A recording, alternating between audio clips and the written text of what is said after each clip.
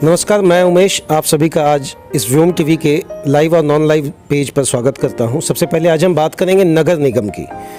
नगर निगम की जब हम बात करते हैं तो अपने आप में एक शहरी व्यवस्था दिमाग में बनता है और लगता है कि हम विकास या विकासात्मक स्थिति की ओर थोड़ा या अधिक जरूर प्रगतिशील है।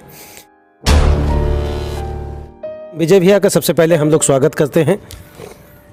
धन्यवाद व्योम टीवी के उमेश विश्वकर्मा जी और तमाम साथियों को धन्यवाद। भैया, नगर निगम एक शब्द सुनने से ऐसा लगता है हम शहरी हो गए। क्योंकि ऐसा एहसास होता है कि हम शहरी क्षेत्र में रहते हैं या कस्बाई क्षेत्र से थोड़ा सा डेवलप, तो हम नगर निगम के होना चाहिए। नगर निगम का जो क्षेत्र है वह मेरा है। ऐसा ही भैया, आप खुद भी एक नगर निगम के निवासी हैं और वार्ड 3 के अंतर्गत बड़ा सक्रियता आपकी रहती। आप कैसे देखते हैं भैया नगर निगम के इस विकास को या अधूरी विकास को? 2009 में नगर निगम की व्यवस्था यहाँ लागू हुई। आम लोगों की धारणा ये थी कि नगर निगम से जुड़ते ही या नगर निगम में शामिल होते ही हमारे क्षेत्र का सर्वांगीण विकास होगा, क्योंकि ये स्थानीय सरकार है। दिल्ली और रांची और पटना को जितना करना था कर दिया, या बहुत सी समस्याएं शायद दूरबीन से देखने पर भी दिल्ली और रांची से नहीं दिखेगी। हो गया 10 वर्ष पूरे हो गए हम लोगों को नगर निगम में शामिल हुए, लेकिन जो आज भी बुनियादी सवाल है, बुनियादी सुविधा है, जिसके लिए सब खुश हुए थे 2009 में कि नगर निगम में हम शामिल हो रहे हैं, तो कम बेसी समस्याएं आज भी यथावत हैं। हाँ, सुबह शाम झाड़ू लगाते हुए आपको कुछ मिल जाएंगे, सड़क पर साफ करते हुए कुछ कचरा ढोने वाली गाड़ियाँ मिल जाएंगी जो म्यूजिक के साथ आती है, कचरा निकालो। और लेकिन अगर आप गली में घुसने लगे, कि एक मोहल्ले की गली में जाने लगे, तो आज भी आपको कचड़ों का अंबार दिखेगा। चुनाव जब आता है सरगर्मियां बढ़ जाती हैं और ऐसी स्थिति में हर लोग उस समय खासकर कहते हैं कि पार्षद ने कुछ नहीं किया। पिछले 5 वर्ष या उससे पहले 5 वर्ष 10 वर्ष के दौरान क्या पार्षद पदेन इतना सक्षम व्यक्ति होता है कि सारी चीज़ों को समाप्त कर पाए? समाप्त कितना कर पाए ये एक विषय है। क्या आपने समाप्त करने का प्रयास किया? क्या आपके वार्ड के लिए सर्वांगीण विकास का कोई ब्लूप्रिंट आपने बनाया है क्या? और मैं तो कहता हूँ 2-3 घंटे यदि बारिश हो जाती है आज, तो सारा विकास का जो मेकअप है वह उतर जाता है।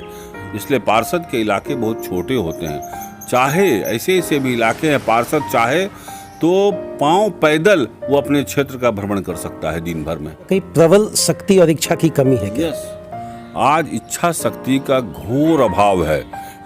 और यदि लक्ष्य हो जाए कि हमको सिर्फ पद प्राप्ति हो जाए और उससे मैं नाम कमा लूं, मुझको कुछ विशेषाधिकार प्राप्त हो जाए और धन कमाने के यदि जरिया बन जाए प्रतिनिधित्व बनना, तब ऐसी स्थिति देखने को मिलेगी। नगर निगम भी आज कहाँ कतरास? नगर निगम का क्षेत्र में भी आप घूम लें, देख लें, हर गली और नली को देख लें। स्ट्रीट लाइट अभी पूरे क्षेत्र में नहीं लगा है। स्ट्रीट लाइट है तो जलती नहीं है। और जो सफाई की व्यवस्था है, आज भी कूड़े के ढेर आपको गली में मिल जाएंगे। आज भी स्कूलों में पर्याप्त शिक्षक नहीं है, बच्चे नहीं हैं। तो ये जो है सबसे जो शिक्षा, जो मौलिक अधिकार है हमारा, जो भावी पीढ़ी है हमारी, जो लोकतंत्र को आगे ले जाएगी, आज आकलन करना चाहिए किसी भी क्षेत्र का विकास का। तो मेरे समझ से वो पैमाना शिक्षा होना चाहिए कि शिक्षा की स्थिति क्या है। नगर निगम कहती है कि मेरे पास होल्डिंग का पेमेंट नहीं आता है प्रॉपर वे में, मेरे पास जब फंड नहीं आएगा तो हम खर्च कहाँ से? ये उसका कहना कहाँ तक जाएगा? मेरा अपना मानना है कि जिस दिन नगर निगम को जो सेवा कर देना है, जिस दिन इस पर वो खरा उतर जाएगी, उस दिन यह रोना उसको नहीं रहेगा। आम जनता की बात अगर आप सुने, आम जनता की ये शिकायत है कि जब वो हमको सेवा देती ही नहीं है पर्याप्त, हमारे गली में कूड़े का अंबार रहता है, नालियाँ बजबजाती रहती है, किस बात का होल्डिंग टैक्स? क्योंकि अधिकारी आएंगे तब हम उनको टूटे हुए पेवर दिखाएंगे, बुझती हुई स्ट्रीट लाइट दिखाएंगे, और यह डर है उनको कि जो सेवा हमको करना चाहिए था 10 वर्षों में, जो एक माइलस्टोन होना चाहिए, लकीर खींच देनी चाहिए थी कि नगर निगम के पहले की ये स्थिति और नगर निगम बनने की बाद ये स्थिति, एक लकीर दिखनी चाहिए थी। वह लकीर वो नहीं खींच पाए। आम आदमी क्या करे? आम आदमी की पहली जिम्मेवारी है कि वह प्रतिनिधि चुने ऐसा जो वास्तव में कमिटेड हो काम के प्रति, भैया इसको सामाजिक कैसे सेवा के प्रति। विजय भैया इसको किस तरीके से बताएंगे? क्योंकि आम आदमी के पास इतना समझ शायद नहीं होता, अपने परेशानियों के बीच वो जूझता रहता है, तो कैसे वो समझे? जो भी प्रत्याशी बनते हैं वो स्थानीय होता है, तभी वो चुनाव लड़ सकते हैं। बाहर का कोई प्रत्याशी वार्ड के बाहर का नहीं लड़ सकता है। तो कोई ऐसा प्रत्याशी नहीं होगा जो भी आएंगे जिसका वो चरित्र चित्रण न जानता हो। यदि आप जानते हैं कि वो गुंडा है, अपराधी है, या तो खुद है या ऐसे तत्वों के साथ है, आप यदि उसके साथ विकास का सोच रहे हैं, सपना भी, तो अपने आप को धोखा दे रहे हैं। ये परिसीमन और क्षेत्रों को लेकर भी कहीं गलती हुई क्या? नगर निगम आज वैसे क्षेत्रों को भी अपने अंतर्गत, जैसे हम कतरास वार्ड 1 की बात करते हैं, साखाटाण, जरलाही, सेलेक्टर, ये सब ऐसे जगह हैं जहां लोगों का बीपीएल श्रेणी से भी नीचे की स्थिति है आज। तो परिसीमन में भी कहीं गलती हुई क्या पहले? आप इस नगर निगम के परिसीमन की बात करते हैं, मैं तो कहता हूँ राज्य का परिसीमन हुआ क्या?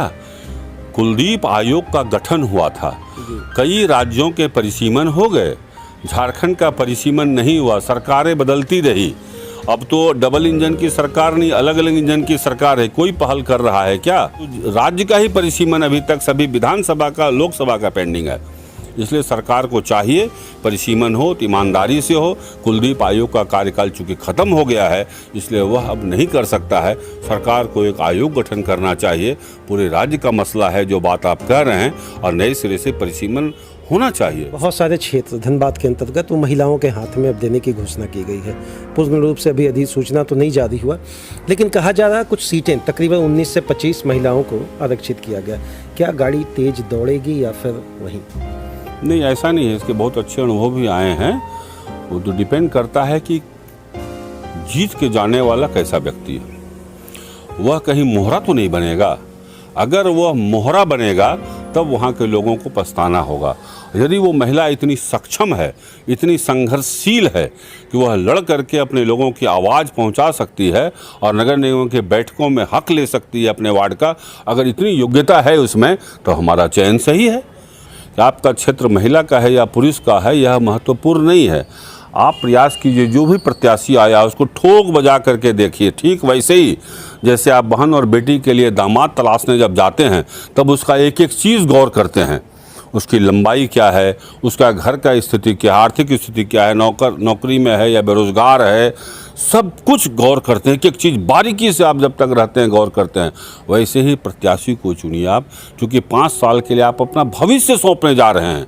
वह अगर योग्य होगा तो आपके भविष्य के लिए लड़ेगा, आपकी अगली पीढ़ी के लिए लड़ेगा, आपके बच्चों के लिए लड़ेगा, वरना फिर आप 5 साल का इंतज़ार करेंगे। भैया, आपने अपना बेहतरीन और कीमती समय हम लोगों के साथ साझा किया, और नगर निगम संबंधी जो भी चीज़ें हैं रखें, इसके लिए हमारे चैनल की तरफ से आपको बहुत बहुत धन्यवाद।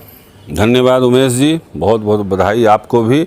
आप नगर निगम के लिए इतनी चिंतित हैं अभी से कि हमारा प्रतिनिधि कैसा हो, नगर निगम का स्वरूप कैसा हो, फिर जो विकास की बातें, जो कहानियाँ गढ़ी जाती है, उसको भी एक पैमाना बन जाए, हम लंबी लकीर खींच गए। इसके लिए आप अभी से चिंतित हैं, इसके लिए आपको बधाई।